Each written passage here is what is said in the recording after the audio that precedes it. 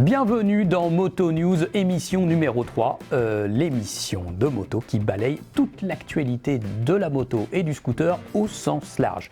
Alors, ce mois-ci, nous nous intéressons aux copies chinoises, les motos qui s'inspirent des motos japonaises ou européennes.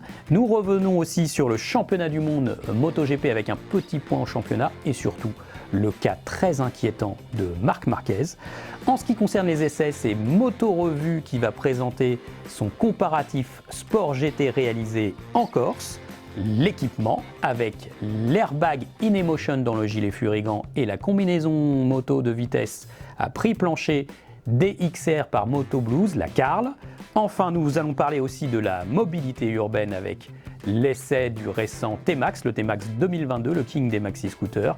Et puis un dernier point sur l'actualité du sport moto en tout terrain avec Mathias Brunner de Moto Verte pour nous parler du championnat du monde motocross, le MX.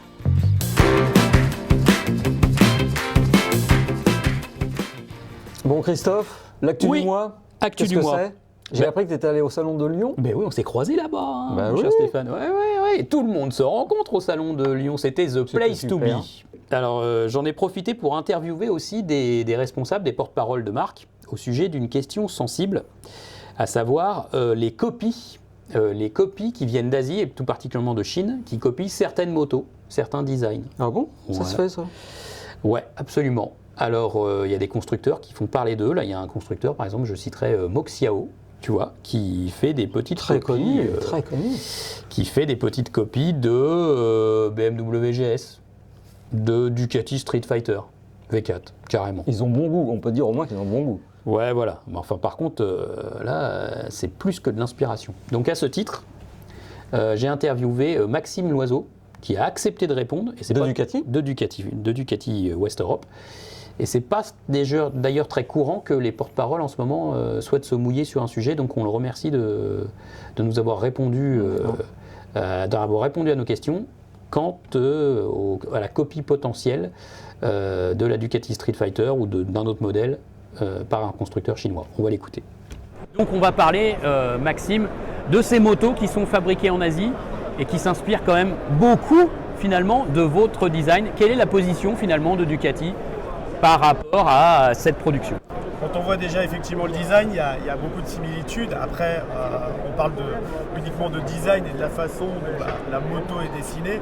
Nous, ce qui va être important et de faire la différence, c'est clairement au niveau de la recherche et développement du moteur, de l'aspect de conduite et tous les éléments qui sont propres à la sécurité. Donc évidemment, ça me fait sourire de voir qu'on est plagié parce qu'on a des investissements qui sont considérables en termes de recherche et développement et de design. On a un centre de design qui est spécifique au bureau en Italie.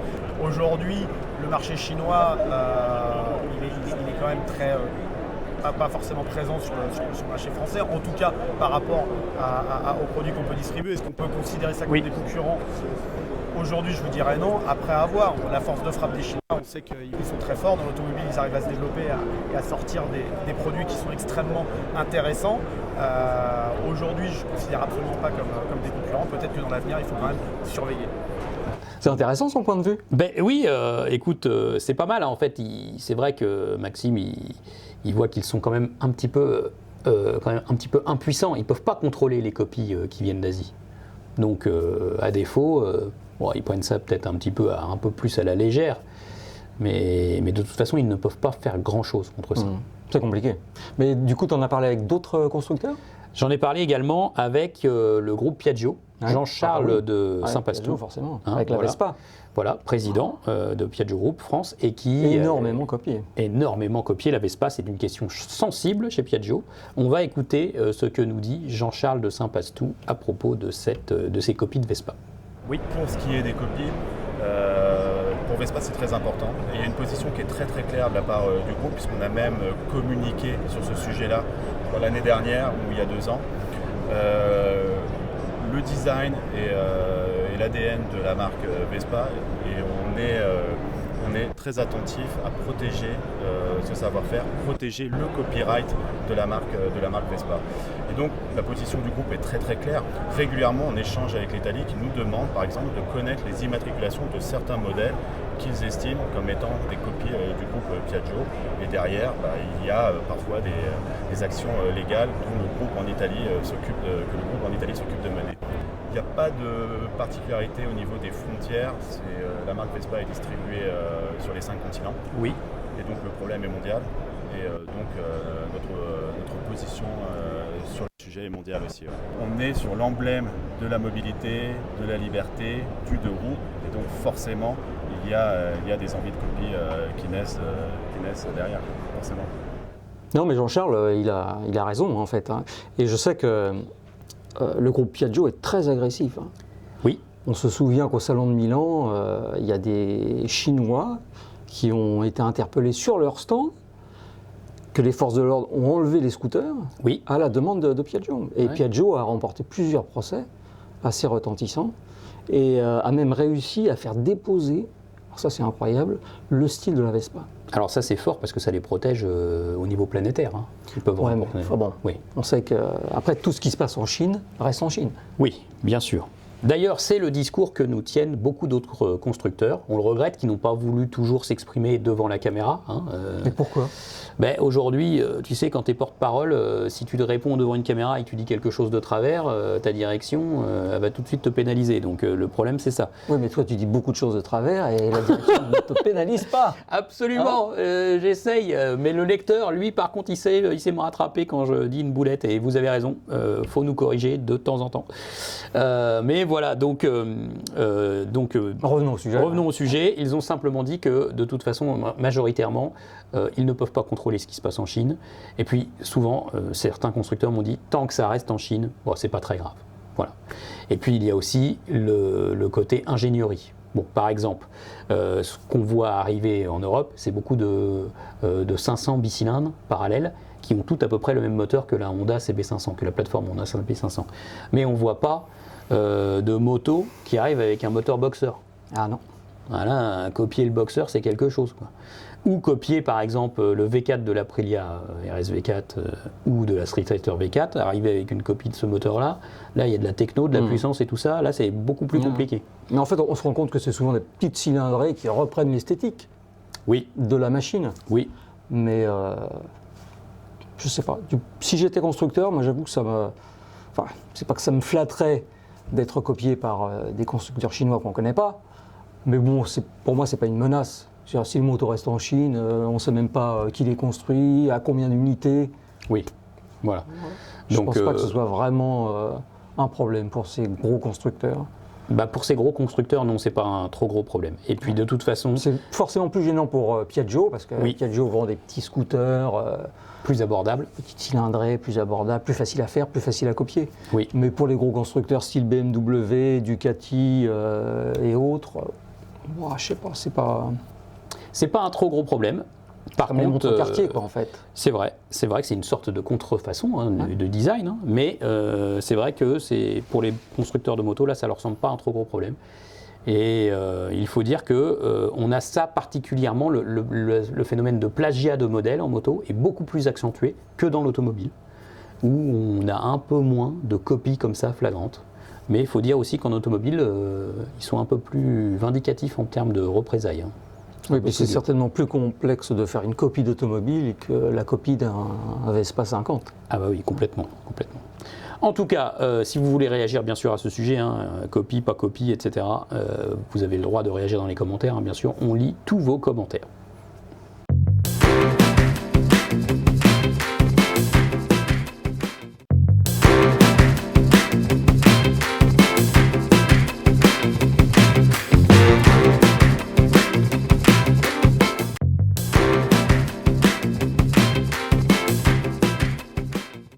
Moto News, on va parler de sport, moto et de vitesse, tout particulièrement avec Alexis Delis. Salut.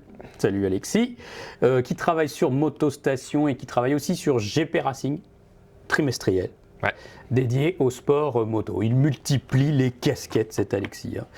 Donc, on va parler très très vite du GP de ce week-end que tu n'as pas vu complètement du week-end dernier parce que tu n'as pas vu complètement parce que tu étais sur une grosse moto anglaise en essai. Alors je l'ai rattrapé depuis. Tu l'as rattrapé depuis. Et moi j'ai regardé évidemment. Et donc du coup évidemment super cocorico ou presque, puisqu'on a quand même nos 2 Français sur le podium, la victoire de Miguel Oliveira. Mais ça, vous avez sans doute vu le GP, donc on va surtout se concentrer sur autre chose, et notamment le cas de Marc Marquez. Alors Alexis, cas de Marc Marquez, là, c'est quand même inquiétant.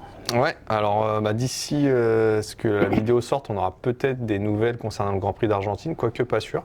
Je pense qu'ils vont attendre le dernier moment pour annoncer sa participation ou non. Ils ont déjà fait ça. De toute façon, c'est le but. Hein. Donc Marc, il va passer un nouvel examen justement début de semaine prochaine, puisque après son high side que tout le monde a vu au warm-up au Grand Prix de l'espace. Ouais, high side de l'espace. Très violent. 4e chute du week-end, donc on en reparlera, mais peut-être un peu trop.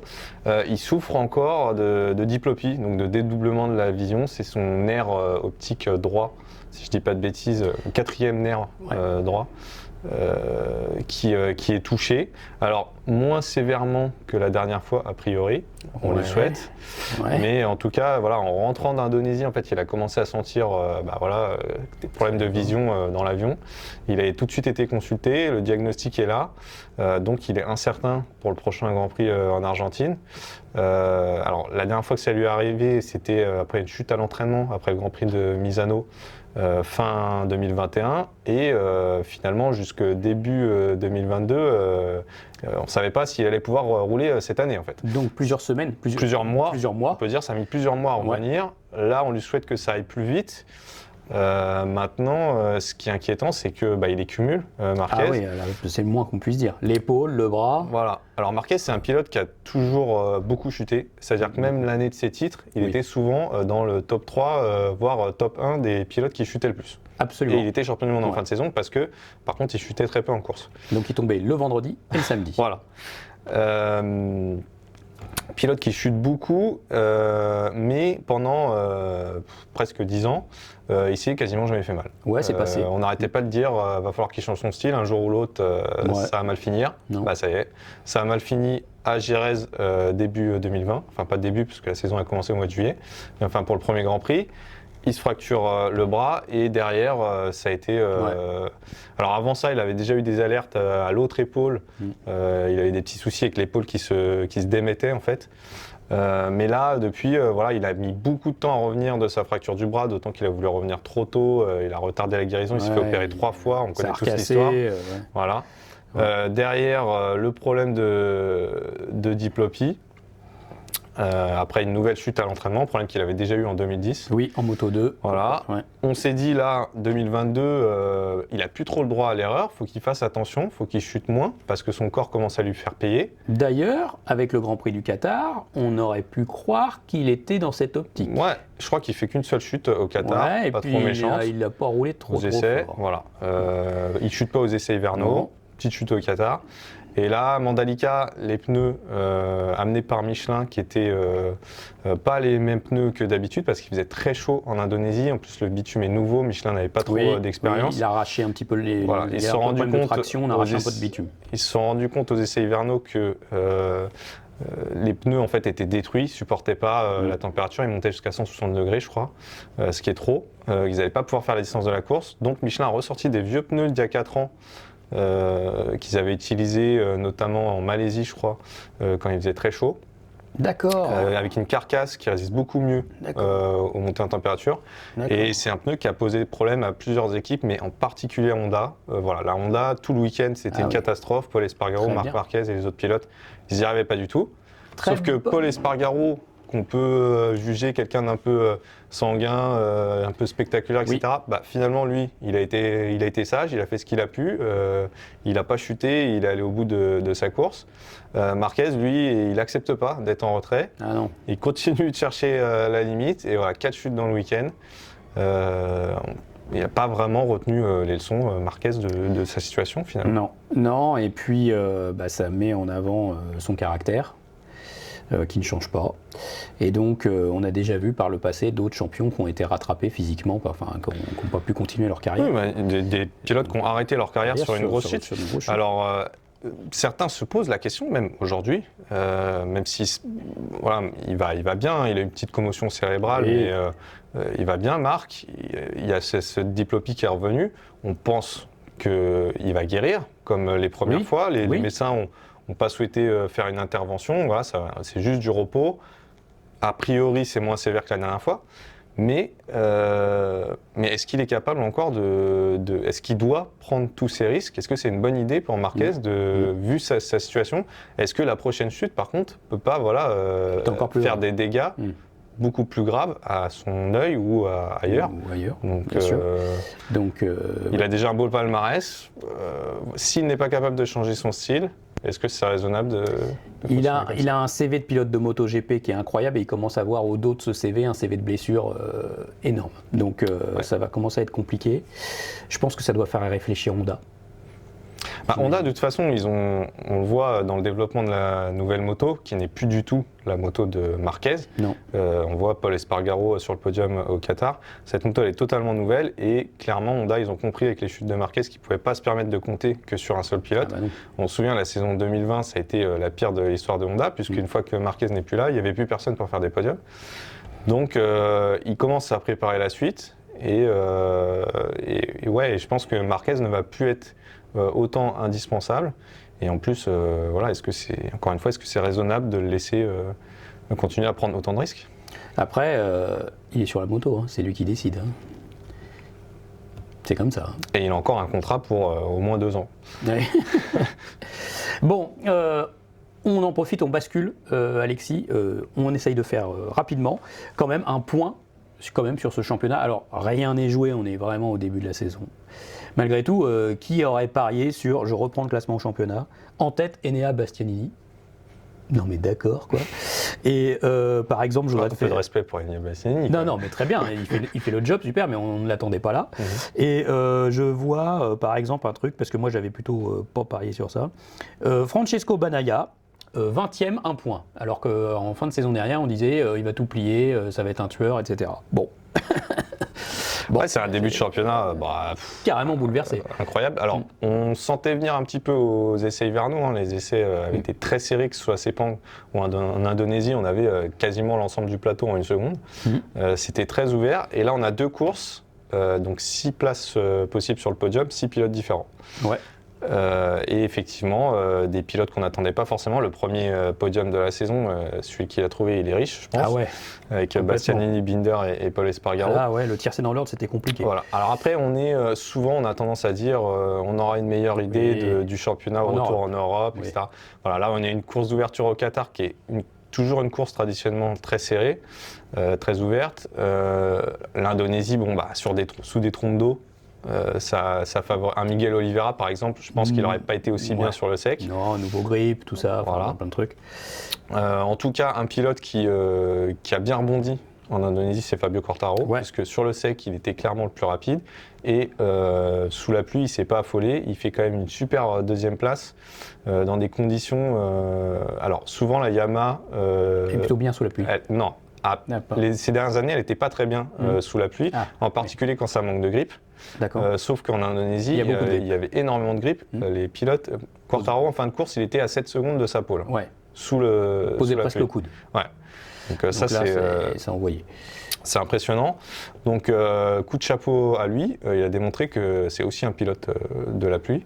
Et puis, tu parlais de Bagnaia. 1 point en 2 courses, c'est Kata. Martin, 0 point. Martin, 0 point. Pour un pilote qui rêve d'être champion du monde très vite. Marquez, on en a parlé. Voilà. Mir aussi, pour l'instant, pas en état de jouer la victoire. Ouais. Donc, c'est un championnat très ouvert. Ça va aussi être le plus long championnat, sauf, on espère, problème Covid. Oui. Ça va être le plus long championnat de l'histoire avec 21 Grands Prix. Donc, on va quand même se garder de tirer des plans sur la comète tout de suite. Absolument. Enfin, en tout cas, on le voit. Comme toujours, ceux qui vont être un peu réguliers. Et là, je trouve que c'est plutôt un bon signal envers Fabio Quartararo, peut-être envers Johann Zarco, mais s'il n'est pas trop mal sous la pluie et qu'il s'en sort à peu près toujours et qu'il est sur le sec, etc., Fabio, c'est quand même bien pour lui, ce type de championnat de configuration. C'est difficile de faire des plans parce que Fabio, au Qatar, sur une piste où il avait gagné l'an passé, où les Yamaha ont souvent gagné, Il a été totalement hors du coup. La ligne droite notamment lui a fait beaucoup de mal. En Indonésie, il n'y a pas du tout cette longue ligne droite. 800 mètres. Mais en tout cas, il a prouvé que lui, dans la tête, il ne s'était pas frustré, il est capable de réagir et d'être là. Donc, ça va vraiment être sur les prochaines courses qu'on va voir si Fabio il peut jouer, si sa moto en tout cas peut lui permettre de jouer quelque chose. Lui, il est en forme, donc c'est déjà bien. Ouais, c'est déjà pas mal. Bon, merci Alexis pour ce focus championnat. Prochaine émission de Moto News, hein. Peut-être que les choses auront encore changé.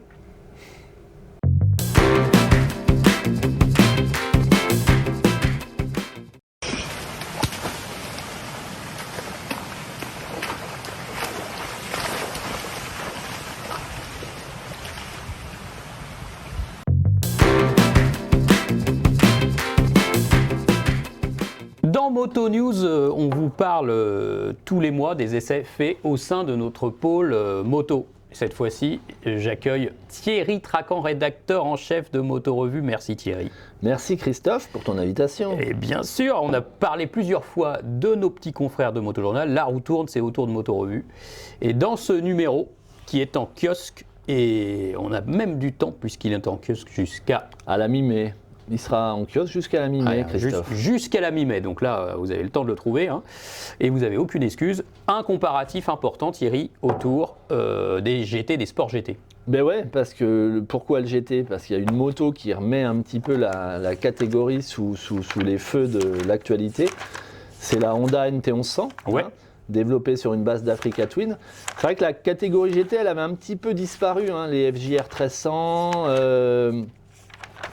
la Panero également. La Panero, ouais, avant ça. Avant ça, oui, bien sûr. Non, mais on avait perdu un petit peu ça, remplacé par les gros trails. En fait, les gros trails routiers étaient de plus en plus considérés comme des GT. Et là, on a pris le pari en fait de revenir dans ce segment, sur ce segment, avec un trail, ce qui est un petit peu, d'ailleurs, un clin d'œil assez rigolo, puisque la base de cette moto, c'est une Africa Twin, ouais. Il y a des vrais ajustements, hein, le bras oscillant est complètement différent. Ils ont retravaillé complètement cette moto, évidemment. Mais bon, il y a aussi des concurrentes réelles qui sont peut-être plus les GT qu'on imaginait avant. On peut parler d'une Tracer 9, par exemple. On peut parler aussi de la Kawasaki. Hein. Ouais, Ninja 1000SX. Ouais, la Ninja 1000SX, qui est alors elle une évocation beaucoup plus, on va dire, sportive, sportive GT. Ouais. Et puis la Suzuki, la GSX 1000 GT. Voilà, donc ça fait 4 motos, on va dire, qui sont vraiment dans la bagarre. Ouais. Et on a eu l'occasion de les comparer sur les routes corses. Donc, c'est un superbe terrain de jeu. Ouais, c'est un beau terrain de jeu. C'est un terrain où la météo était clémente, ce qui était plutôt pas mal. Et ça permet de mettre en avant les qualités de ces motos, parce qu'on trouve à la fois du rapide, on trouve du technique, de l'étriqué, du bien revêtu, du moins bien revêtu. Donc non, c'est parfait pour souligner les qualités et les défauts de ces motos. Alors, les lecteurs vont pouvoir décrypter dans Moto Revue le travail des journalistes. Hein. Il y avait Bertrand Gold, il s'était entouré d'ouvreurs. Il y avait Julien Tonuti qui était là, hein, Barbara Collet. Autant dire que les repose-pieds, ils ont un peu souffert lors de cet essai. Et on voit que finalement, c'est quand même la Kawasaki qui s'impose, qui est dans une philosophie sport et GT. Ouais, c'est ça. En fait, c'est une moto à la fois rigoureuse, équilibrée, naturelle et avec un fort tempérament. Enfin, c'est pas vraiment un fort tempérament, mais on va dire des très belles performances. Ouais. C'est pas une moto caractérielle, mais c'est une moto qui a du souffle. Oui. Voilà. Oui. Et c'est un petit peu ce qu'on reproche à la Honda. Il y a quand même une ambiance avec la Kawasaki. Bien sûr. Sonorité d'échappement, boîte à air, il y a toujours quelque chose quand même. Ouais. Et la Honda, qui est une très bonne moto, vraiment une réussite pour sa première année, elle est juste, il lui manque un peu du côté pétillant d'une Kawasaki ou même d'une Tracer 9, qui avec son 3 cylindres est forcément un peu plus dynamique et plus amusante à piloter, quoi. Clairement. Donc voilà, la Honda, c'est très belle moto, sans surprise, je dirais des fois un petit peu comme Honda sait le faire, c'est-à-dire c'est une moto où on monte dessus, tout tombe naturellement, on ne se cherche pas, on est à l'aise d'emblée. Mais par contre, il lui manque un petit quelque chose, dû à sa mécanique, hein, un bicylindre qui fait beaucoup moins de chevaux qu'une Kawasaki ou même qu'une Yamaha. Et puis la Suzuki, elle finalement, elle a juste été pénalisée par une monte pneumatique un petit peu en retrait par rapport à la concurrence. Ouais. Mais sinon, elle a des vraies qualités aussi à mettre en avant. Donc non, c'était un comparatif intéressant et puis ça nous a fait du bien en fait de retrouver les GT. Ouais, exactement. Alors pour conclure ça, Thierry, je voudrais qu'on fasse juste très vite. Moi, ce que je déplore aussi, c'est que cette Honda, elle a cartonné sur MotoStation en audience. Elle va certainement susciter beaucoup de lectures chez vous, chez Moto Revue. Et beaucoup de ventes. Et beaucoup de ventes, puisqu'on sait déjà que le réseau enregistre beaucoup de commandes de cette moto. On voit qu'il y a de l'intérêt pour une GT à un tarif relativement abordable par rapport au marché aujourd'hui.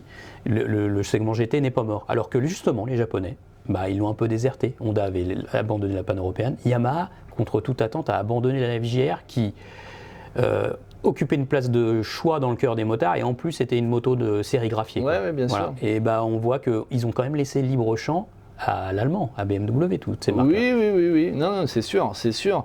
Et là, en fait, c'est un petit peu de la customisation, que ce soit pour la Suzuki ou la Yamaha. Customisation. C'est des motos, on va dire, c'est un trail routier d'un côté, un roadster habillé de l'autre, et on met des valises, un pare-brise un peu plus haut, et on leur donne une configuration GT. C'est plus les GT vraiment imaginés dès la conception. Et Honda a fait le pari d'y revenir.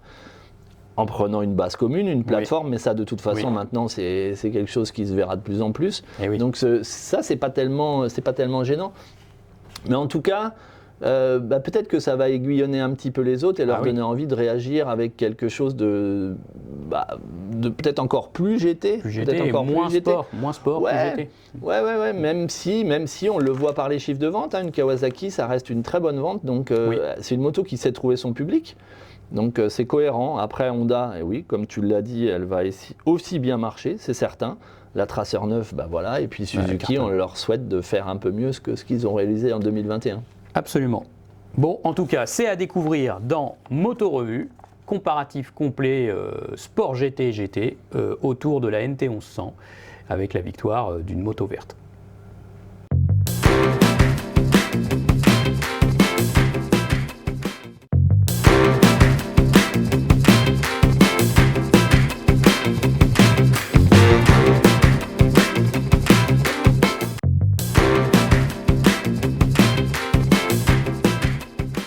Instant équipement dans Moto News et cette fois-ci on va vous parler de protection et plus particulièrement de gilets airbag. Alors sur le marché il existe plusieurs sortes de gilets airbag.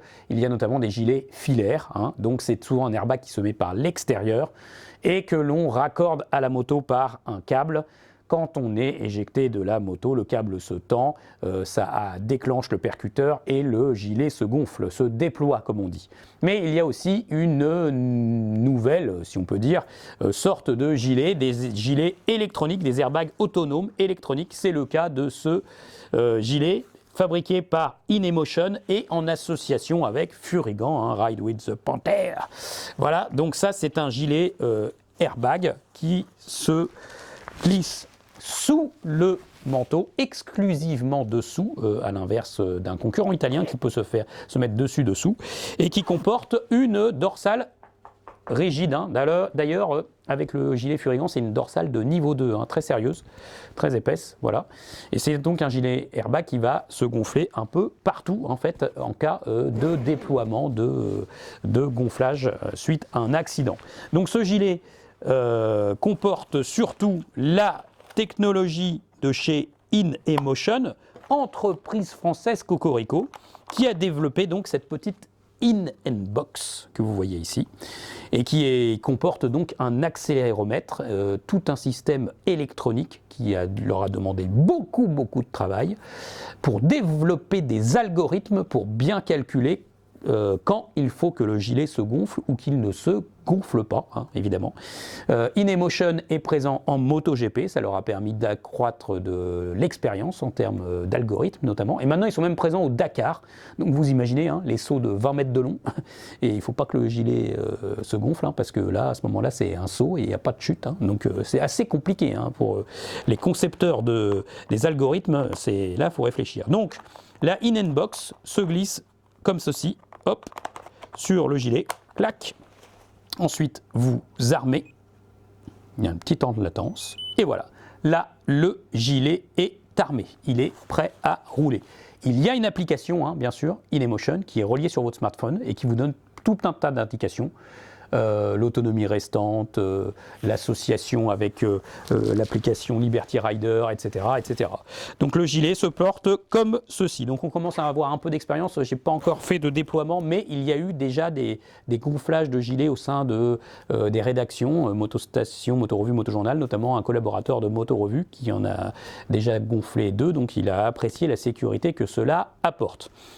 Moi, ce que je peux vous dire aujourd'hui, important, c'est que ce gilet, vous voyez, créé par Furigan, se veut le plus fin possible. Malgré tout, regardez ça, quand même, ça comporte de l'épaisseur. Il y a une dorsale de niveau 2. Le gilet en lui-même, ça fait de l'épaisseur. Donc, quand vous allez le glisser sous votre manteau habituel, si votre manteau est vraiment très fité, très coupé près du corps, ça va être compliqué de glisser le gilet. Parfois, vous allez devoir retirer la doublure. Donc, du coup, en hiver, par exemple, plus de doublure pour pouvoir glisser le gilet, on risque d'avoir un petit peu froid. Également, ce gilet qui comporte des panneaux respirants, se veut le plus respirant, le plus ventilé du marché. Mais ça apporte quand même vraiment de la chaleur. Donc, au printemps, moi je vous le dis, il fait 20 degrés. Vous enlevez la doublure de votre manteau, d'habitude vous êtes plutôt au frais, vous rajoutez ce gilet airbag, il y a quand même de la chaleur, on n'y peut rien. Mais c'est finalement un peu de désagrément et le prix à payer pour la sécurité finalement. Donc il faut savoir aussi ce qu'on veut. Toujours est-il que donc ce que je peux vraiment vous conseiller, c'est que si vous vous portez acquéreur d'un gilet comme ceci, et que vous achetez un nouveau blouson, il faut vraiment aller essayer votre blouson avec votre gilet pour tout bien ajuster, pour ne pas avoir de mauvaises surprises, avec la doublure, sans la doublure, etc. C'est vraiment à prendre en compte parce que vraiment ça change, il y a de l'épaisseur, etc., de la rigidité. Et puis il faut vraiment bien choisir ensuite sa garde-robe en fonction de son gilet. Côté prix, comptez 399,90 € pour le gilet de chez Furigan. La in-box coûte 390 € environ. Il y a un abonnement aussi parce que ça nécessite d'avoir des mises à jour de l'algorithme, une surveillance. Donc c'est 12 € par mois ou 120 € par an. Grosso modo, pour 800 €, de toute façon, vous êtes protégé continuellement avec ce gilet. Si vous portez déjà ce gilet InEmotion, bien sûr, avec le gilet Furigan ou un autre fabricant comme Ixon par exemple, apportez-nous vos observations sous la vidéo. C'est très intéressant et très enrichissant pour les personnes qui vont regarder notre émission. Et puis, vous avez peut-être un avis sur le gilet airbag. Oui, non, pour, contre, filaire, pas filaire. Pareil, donnez votre avis, de toute façon. Nous, on va lire bien sûr tous vos commentaires. Second équipement que l'on vous présente aujourd'hui et que nous avons testé sur motostation.com, une combinaison portée ici par Nicolas. Merci Nicolas. Voilà, c'est la combinaison qui s'appelle DXR Carl. Alors DXR, vous le voyez ici, en fait c'est une combinaison proposée par Moto Blues, DXR étant la marque propre de Moto Blues. Évidemment, tous ces géants de la distribution et des équipements de moto cherchent à produire leur propre marque un peu pour mettre en avant aussi leur savoir-faire. Donc ils passent de distributeurs aussi à fabricants. Donc la Carl, là cette saison, on est bientôt en début avril et donc on va recommencer à faire du circuit en France. Eh bien vous pouvez aussi opter pour une combinaison à prix modéré. Pourquoi ? Parce que quand on débute sur piste, on n'a pas toujours beaucoup d'argent. Et donc là, pour moins de 400 €, 399,90 €, oui c'est bien ça, eh bien vous avez une combinaison de cuir racing qui va vous accompagner sur circuit. Alors vous regardez, la coupe, elle est plutôt pas mal faite. Moi je l'ai portée, j'étais un peu à l'étroit dedans parce que l'hiver m'a profité on va dire. Mais là Nicolas, il est parfaitement fité dans cette combinaison. La coupe est plutôt bien réalisée au final, mais attention, moi j'ai eu des petits problèmes avec mes gros mollets, difficulté un petit peu à fermer les fermetures derrière en bas des jambes. C'est une coupe qui est quand même assez proche du corps, il n'y a pas beaucoup trop de marge au niveau des bras, donc il faut avoir une taille un petit peu fine, mais sinon il n'y a pas de problème. A noter quand même que notre mannequin Nicolas ne porte pas de dorsale sous la combinaison. Donc si vous avez une dorsale niveau 2 très épaisse, attention, ça va changer un peu la taille. Conseil évidemment, avant de vous rendre sur circuit, essayez votre combinaison avec votre dorsale pour bien vous rendre compte du fit. Donc rappelle-moi ta taille Nico. 1,75. 1,75. Ton poids? 75 kg. 1,75, 75 kg, ça c'est une M et voilà, finalement ça lui va plutôt bien, il est plutôt pas mal. Donc vous voyez, il y a beaucoup de stretch quand même, ici, voilà, beaucoup de stretch qui vont lui permettre d'apporter de la souplesse dans les mouvements, position circuit. vas-y, position circuit, voilà. Bon, il faut qu'on lui apprenne, hein, c'est pas encore parfait. Donc, qui vont permettre d'assouplir et d'avoir une bonne position sur circuit. C'est vrai que moi, dès que j'ai vu, dès les premiers tours de roue, ça va, on arrive à quand même piloter avec cette moto. C'est vrai que pour le prix, on a un cuir qui est un petit peu raide, donc il faut qu'elle se rôde. Vous avez vraiment plusieurs sessions de 15-20 minutes pour roder la combinaison par rapport à une combinaison premium à 1000 € bien sûr. Mais il faut savoir ce qu'on achète, hein, c'est une combinaison à moins de 500 €, hein, moins de 400 € même. Vous avez des vraies protections ici apparentes en alliage, donc qui vont vous protéger les épaules. Il y a des petits sliders de coude qui sont inamovibles mais qui peuvent vous protéger en cas de chute, ça c'est pas mal. Il y a toutes les protections CE homologuées, épaules, coudes. Au niveau des genoux, bien sûr, un renfort dorsal, une mousse dorsale qui va aussi amortir les chocs et qui va permettre d'avoir une meilleure aérodynamique dans les lignes droites, voilà, hein, bien sûr. Et puis, il y a une doublure amovible et les frotteurs, les sliders, hein, bien sûr. Tiens, hop, voilà. Ils sont livrés de série, pas de problème. Ils sont assez résistants, hein. Nous, on a fait une petite demi-journée de circuit avec. On n'y arrive pas au bout tout de suite, hein. Donc on a plutôt de la sécurité. La doublure, bien sûr, elle est amovible, vous pouvez la nettoyer en machine. Côté ventilation, ça c'est très important parce qu'on n'en a pas conscience au départ quand on débute le circuit. Cette combinaison comporte des petits panneaux quand même un petit peu ventilés, notamment ici, donc ça apporte un petit peu d'air. Très vite, avec l'habitude, quand on fait du circuit, on a envie d'une combinaison full ventilée, hein, parce que à partir du mois de juin, juillet, août, limite septembre, on a vraiment besoin de ventile sur une combinaison, hein, bien sûr. Mais pour débuter, elle fait le job. Et puis bah voilà, hein, moins de 400 €, ça vaut vraiment le coup.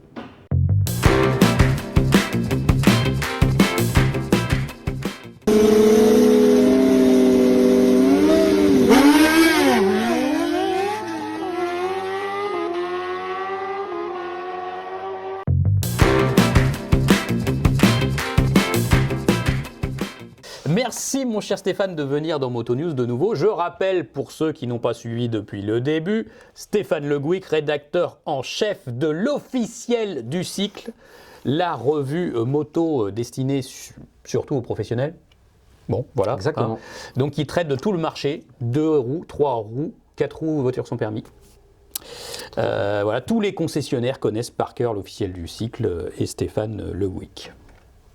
Donc, merci à toi, Stéphane. Merci de m'inviter. Oui. Christophe, tu reviens d'un essai. Oui, un absolument. très bel essai. Absolument. Un produit... un produit incontournable. Incontournable. Voilà, sur le marché du scooter, le nouveau Yamaha T-Max 2022. Ça s'est bien passé ? Très bien passé. Produit iconique, grosse présentation presse en Espagne, Valencia, de la ville, un peu de route aussi quand même. Et puis pour ce scooter iconique sur le marché. Iconique sur le marché. 350 modèles vendus à ce jour, depuis sa sortie. 85% des ventes en 350 modèles, tu te trompes pas 350 000. 350 000 unités produites et vendues à ce jour, donc depuis 2001. Bravo. 2001. Donc il a 20 ans révolu, ce T-Max, et donc 85% de la production vendue en Europe, donc c'est quand même un véhicule qui est très européen. Essentiellement en France, en Italie, un peu en Espagne, un peu en Allemagne. Ouais.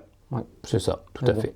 Voilà. Beaucoup en France. C'est ce qui nous intéresse d'ailleurs. C'est ce qui nous intéresse. Et donc toi, qui suis le marché depuis de longues années, il a initié quand même quelque chose, ce T-Max, ce produit, ce véhicule. On peut dire qu'il a inauguré le segment du maxi scooter quand il est sorti en 2001. Oui. Puisqu'avant, il y avait des 400 cm3, peut-être déjà des 650 chez Suzuki et Honda, peut-être. 600 Silverwing chez Honda, et puis le 650 Burgman, ça est sorti presque en même temps. Enfin, en tout cas, sa sortie a été une sensation. C'est le premier maxi scooter sportif. Absolument. C'est le premier maxi scooter à multicylindre qui a connecté un peu la moto et le scooter. Donc vraiment, il était inédit. À l'époque, on avait fait fort dans la maison, on avait fait le test du T-Max pour l'intégrale et on avait mis Olivier Jacques. On avait mis Olivier Jacques dessus. Voilà, Olivier Jacques, qui était pilote en 250, qui passait en 500. Et donc, la couve Olivier Jacques sur un T-Max, sur un scooter. C'était quelque chose. Ouais, c'était sympa. Donc là, les temps ont changé. Maintenant, le T-Max, il a bien évolué. Il est 500, 530, 560, là, 2022. Ouais, c'est la génération numéro Ouais, 7. 7. Ouais.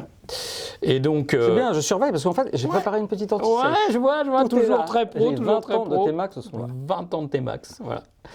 Donc, tu peux me poser n'importe quelle question. Bon, bah très bien, très bien. Je suis prêt. T'es prêt. Donc. Cet essai alors. Cet essai, ça a donné que, en fait, bon, pour résumer très vite, ce T-Max 2022, pour ceux qui ont eu le 2021 ou le 2020 ou le 2019, ils vont le retrouver, le reconnaître. Il n'a pas trop évolué depuis le 560. C'est à peu près la même architecture, même depuis le début, toujours avec ce moteur solidaire du cadre et pas de la suspension à l'arrière comme sur un scooter classique. Donc ça nous donne un scooter beaucoup plus équilibré, beaucoup plus rigide, sportif. Il est toujours très maniable, c'est le plus maniable des maxi-scooters en ville. Voilà, ça reste la recette du T-Max.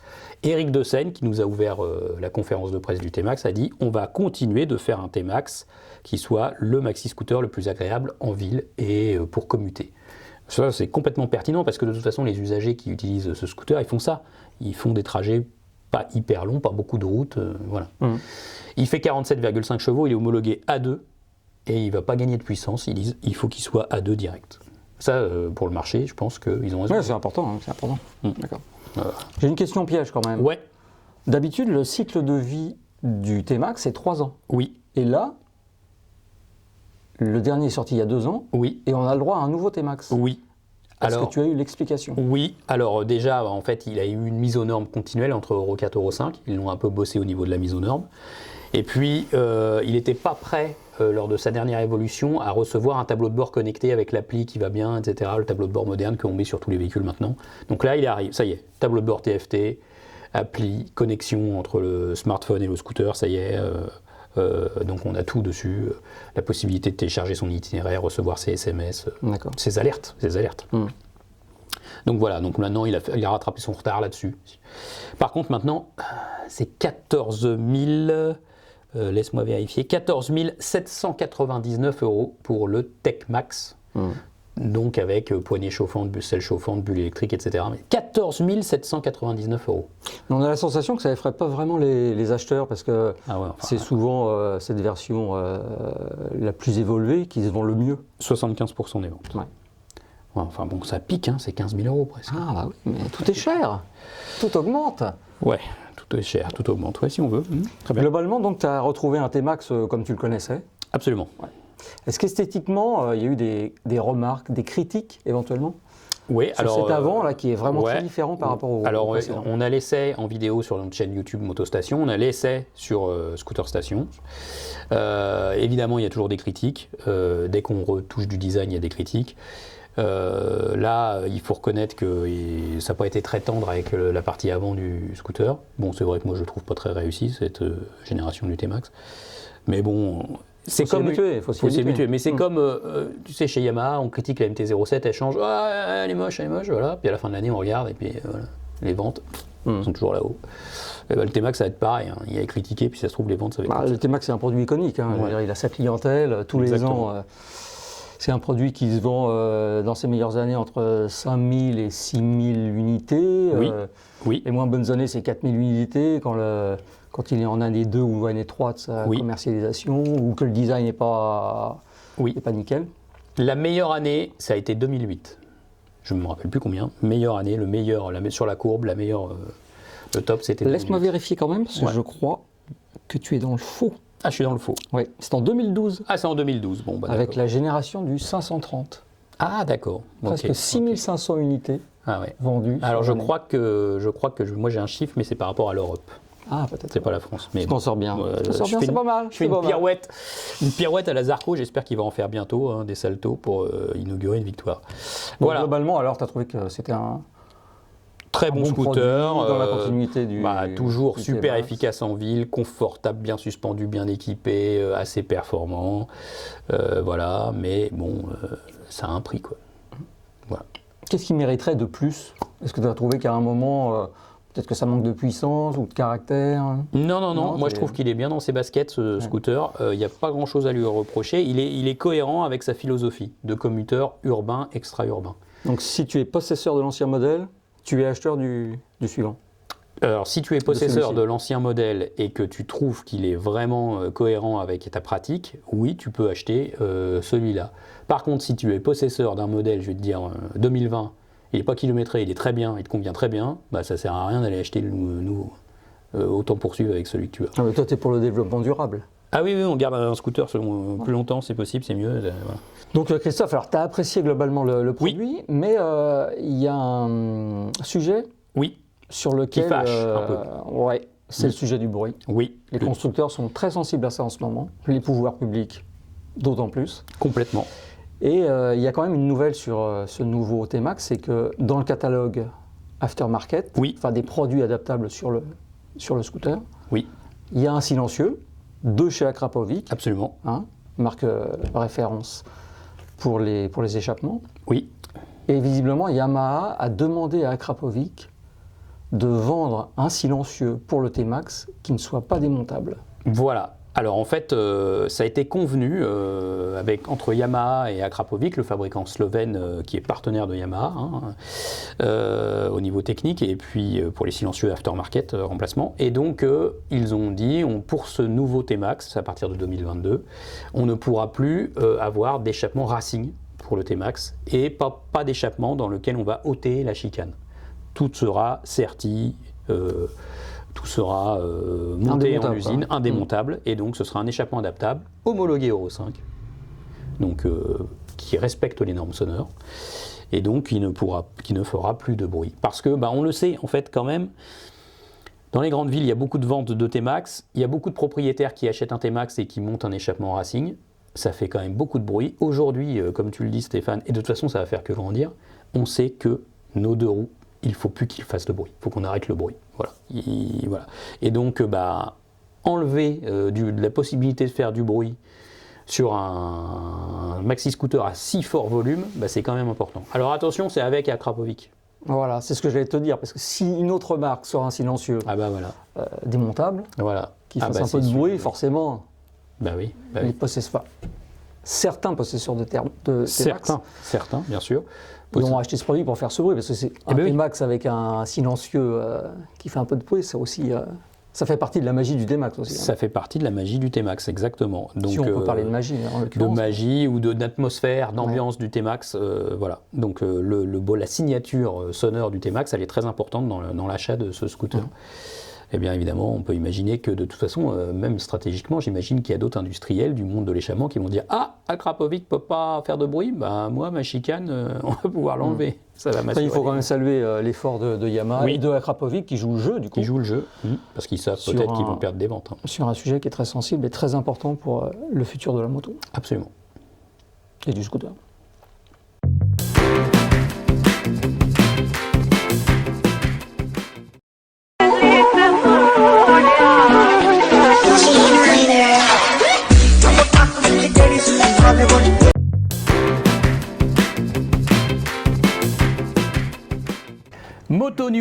Moto News, c'est aussi le tout-terrain avec Mathias Brunner. Mathias, merci. Merci de l'invitation. Merci d'être là. Mathias, rédacteur journaliste chez Moto Verte. Moto Verte, vous retrouvez bien sûr toute l'actualité Moto Verte sur la partie Moto Verte sur motostation.com en abonnement et en free. On vous invite à y aller bien sûr. Et puis aussi en kiosque avec Moto Verte qui vient de sortir. Là, il y avait la une avec une très très belle photo du Touquet. C'est toi la photo ? Apparemment, oui. Apparemment, une belle photo. Très très belle photo, très belle compo pour ce numéro Moto Verte en kiosque. Vous avez le temps, il est en kiosque pendant un mois. Alors, mon cher Mathias, quelle est l'actualité du moment en matière de tout-terrain ? C'est une actualité assez lourde et assez chargée, puisque la dernière fois qu'on s'était vu, on était juste avant la reprise et l'ouverture du championnat du monde de motocross. Le Grand Prix d'Angleterre avait été décalé, donc on n'avait pas pu, dans la précédente émission, en parler. Donc là, ça y est, on est vraiment parti. Il y a eu l'ouverture donc en Angleterre, ensuite le Grand Prix d'Italie à Mantova, le Grand Prix d'Argentine le week-end dernier. D'accord. Donc déjà 3 épreuves. 6 manches, il y a déjà eu Qu'est-ce qu'il en ressort pas mal de choses à dire, puisque dans la catégorie Rennes 450 MXGP, donc le Tim Geiser, quadruple champion du monde, donc qui est le favori désigné, puisqu'on rappelle Romain Fèvre, notre Français, vice-champion du monde l'année dernière, Jeffrey Herlings, quintuple champion du monde l'année dernière, les deux sont blessés. Ah oui. Donc Tim Geiser porte logiquement la couronne de favori. Il assume son statut. Il s'est encore imposé là au Grand Prix d'Argentine. Il est le leader après 3 épreuves. Du championnat. Leader du championnat, Ouais. solide, pas d'erreur. Un Team Geyser que l'on connaît avec une équipe Honda HRC très présente derrière lui. Derrière, on attend un petit peu de la concurrence. On l'attendait de la part de Jorge Prado, l'Espagnol, le grand espoir qui a un petit peu du mal qui fait des podiums, qui se montre devant, mais qui a du mal Il est à. inconstant. Voilà, qui n'est pas encore assez régulier, qui surtout ne va pas assez titiller Team Geyser. On a Jeremy Seewer aussi, le Suisse, l'officiel Yamaha, qui pareil a fait des belles choses, mais a lourdement chuté en Argentine, a connu son premier abandon de la saison, donc déjà des gros points de perdus. Alors Cocorico, la bonne surprise, c'est qu'on n'a pas Romain Febvre, mais c'est qu'on a, on a Maxime Renaud. Oui. Maxime Renaud, champion du monde de 250 MX2 l'année dernière. Et Maxime Renaud, qui a tout simplement remporté sa première manche en Argentine. Il a attendu 3 grands prix pour s'imposer pour la première fois en 450. Une manche, j'ai pas dit le grand prix, mais déjà quand même une manche. Ouais. 2 podiums de grand prix. Ouais, il va monter en puissance quand même. Et là, on retrouve un Maxime Renaud Ouais. dans le top 3, deuxième du classement provisoire, derrière Team Geyser. Ouais.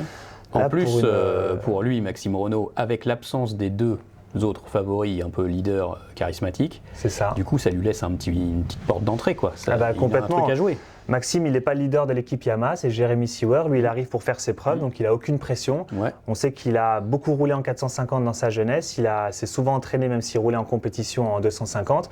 Et là, il étonne tout le monde dans le paddock, puisque seulement 3 courses, comme je le disais, 2 podiums, 1 victoire de manche, 2e au classement provisoire. Ouais. Là, Maxime, c'est tout beau. Alors attention, 17 Grands Prix dans la saison. Oui. C'est encore long, on Oui, a il vu, peut se passer plein de on va choses. peut-être y revenir, mais il y a eu déjà pas mal de chutes et pas mal de blessés au bout de seulement 3 Grands Prix. Donc voilà, Maxime, c'est parfait, mais attention, la saison est longue. D'accord.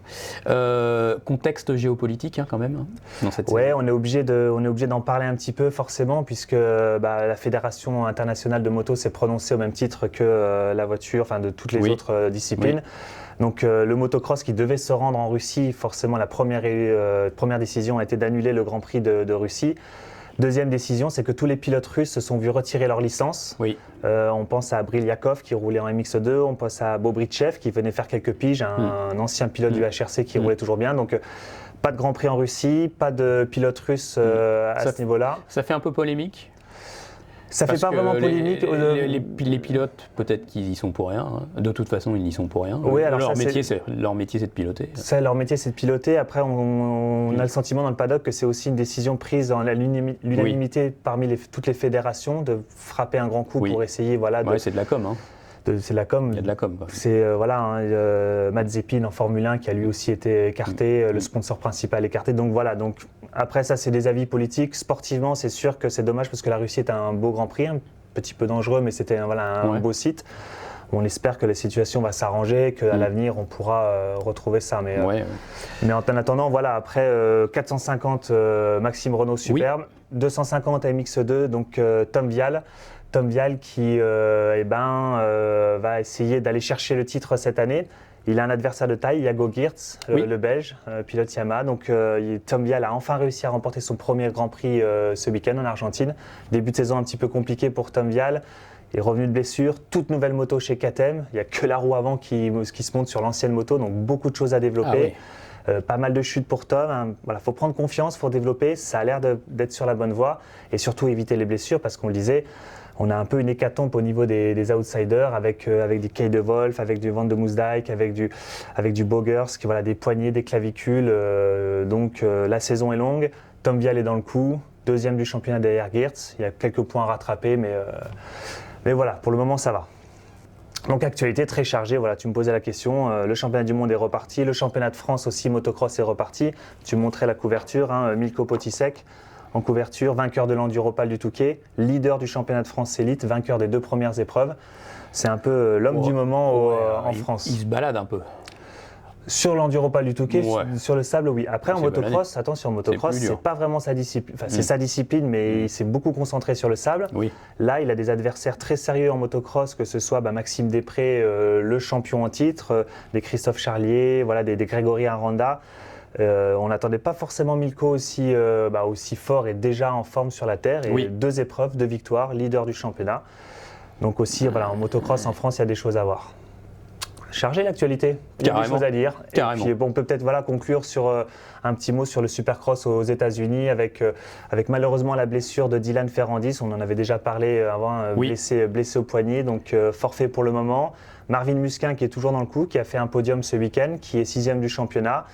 On a Eli Tomac, ça y est, on cherchait un peu les favoris en Supercross aux États-Unis. Ça y est, Eli Tomac est lancé. C'est parti pour lui. Et puis l'information, c'est aussi le retrait de Ken Roczen sur la saison de Supercross. Alors lui, il a quand même cumulé énormément de blessures et de retraits. Oui, on en parlait en aparté avec Marc Marquez qui enchaîne un petit peu les blessures. Lui, Ken Roczen, c'est un bras reconstruit avec 20 opérations, l'autre bras avec 6 opérations.